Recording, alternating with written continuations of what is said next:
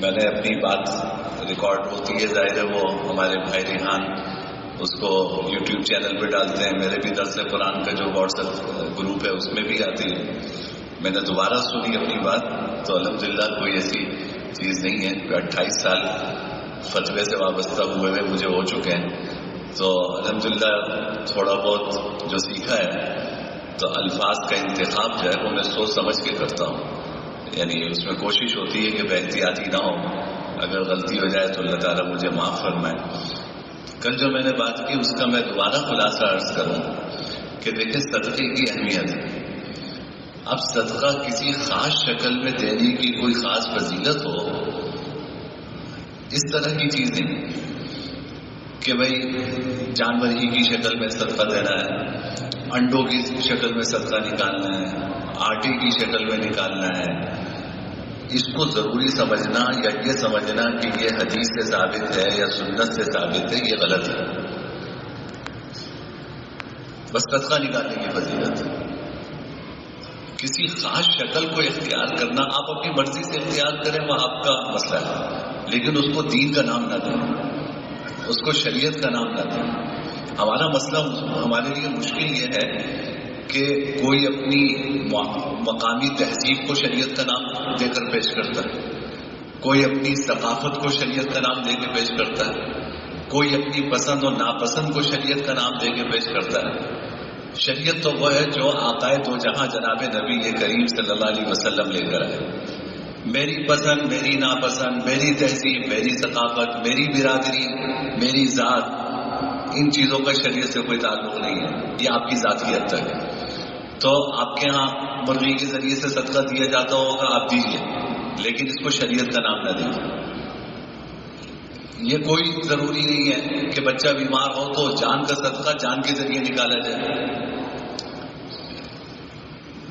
یعنی مشہور ہے لوگوں میں نا کہ جان کا صدقہ جان کے ذریعے نکالو. کیا مطلب بچہ بیمار ہے تو بکرا صدقہ ہوگا؟ یہ کوئی ضروری نہیں ہے. فلاں چیز کا صدقہ فلاں شکل میں نکالو، یہ اس طرح کی چیزیں شریعت میں نہیں ہیں. دکان کا آغاز کرنا ہے تو دکان کے دروازے کے پاس جا کے بکرا ذبح ہوگا. نئے گھر میں منتقل ہوں گے تو کالا بکرا جو ہے وہ گھر کی دہلیز پہ ذبح کیا جائے گا. یہ ہماری اپنی تراشی کی بات ہے.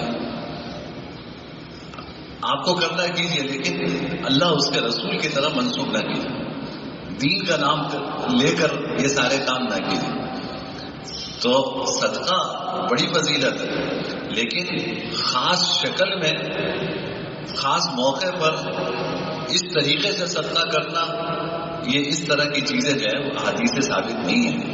یہ ضرور ہے حضرات صحابہ کرام نے جانوروں کا صدقہ بھی کیا، نقد رقم کا بھی کیا، لیکن اس کا التزام کرنا کہ بھائی صدقہ ہوگا تو بکرے کا ہوگا، صدقہ ہوگا تو مرغی کا ہوگا، صدقہ ہوگا تو انڈے کا ہوگا تو آٹے کا ہوگا، اس طرح کی باتیں جو ہیں وہ ہماری شریعت میں ثابت نہیں.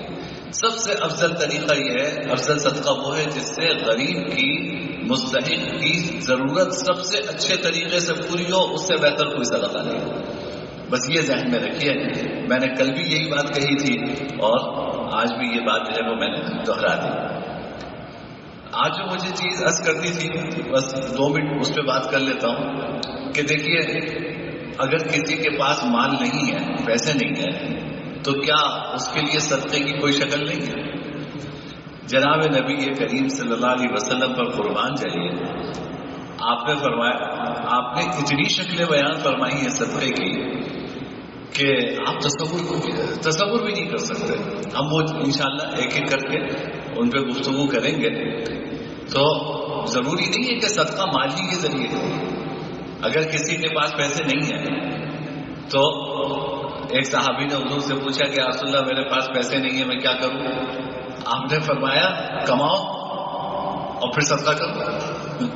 ٹھیک ہے ابھی نہیں ہے تمہارے پاس، لیکن محنت کرو، کماؤ اور پھر صدقہ کرو. ام المومنین حضرت زینب بنت جحش رضی اللہ تعالی عنہ بہت صدقہ کیا کرتی تھی. حضرت عائشہ صدیقہ رضی اللہ تعالی عنہ کی روایت ہے، وہ فرماتی ہیں کہ جناب نبی کریم صلی اللہ علیہ وسلم نے ہمیں کہا ایک مرتبہ کہ میرے جانے کے بعد سب سے پہلے تم میں سے وہ میرے پاس آئے گی جس کے ہاتھ لمبے ہو گئے. تو حضرت عائشہ فرماتی کہ ہم نے لکڑی لی اور ہاتھ ناپنے لگے تو سب سے لمبے ہاتھ حضرت سودا رضی اللہ تعالیٰ عنہ کے تھے. تو ہم نے کہا کہ بھائی تم سب سے پہلے جاؤ. حالانکہ حضور کے بعد سب سے پہلے وفات حضرت زینب بنت جحش رضی اللہ تعالیٰ عنہ کی سن 19 ہجری نہیں 20 ہجری. تو حضرت عائشہ فرماتی پھر ہمیں پتہ چلا ہاتھ لمبے ہونے کا مطلب یہ نہیں ہے کہ ہاتھ باقی لمبے ہیں. ہاتھ لمبے ہونے کا مطلب یہ کہ جو زیادہ صدقہ و خیرات کرتا ہو. مجھ سے سب سے پہلے ازواج مطہرات میں سے وہ زوجہ ملیں گی آ کر جو صدقہ اور خیرات سب سے زیادہ کرتی ہو. حضرت عائشہ فرماتی ہے کہ حضرت زینب بنت جحش کھال خریدتی، کچی کھال کو دباغت دیتی تھی. آپ سوچیے کتنی محنت کرتی ہوگی. کچی کھال کو دباغت دے کر اس کو فروخت کیا کرتی تھی، محنت کرتی تھی، اور جو قیمت آتی تھی وہ راہ خدا میں صدقہ کیا کرتی تھی. یعنی اپنی محنت سے کماتی تھی، محنت سے کما کر جو آتا تھا اس کو اللہ کے راستے میں صدقہ کرتی تھی. تو انہوں نے پوچھا کہ یا رسول اللہ میرے پاس مال نہیں ہے، کیا کروں؟ آپ نے فرمایا کہ کماؤ اور صدقہ کرو.